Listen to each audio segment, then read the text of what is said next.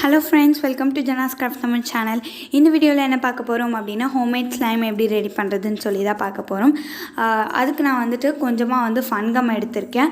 நீங்கள் ஃபெவிகமில் கூட ட்ரை பண்ணலாம். கொஞ்சமாக ஃபன் கம் கூட ஷேவிங் க்ரீம் கொஞ்சமாக ஆட் பண்ணிவிட்டு நல்லா மிக்ஸ் பண்ணிக்கணும். நீங்கள் ஷேவிங் க்ரீம் கொஞ்சமாக ஆட் பண்ணுங்கள். நல்லா மிக்ஸ் பண்ணிகிட்டே இருந்தோம் அப்படின்னா நம்மளுக்கு ஒரு சூப்பரான ஸ்லைம் ரெடி ஆகிடும். ஸோ இதோட சவுண்ட் எஃபெக்ட்ஸ் கேட்டுட்டு வாங்க.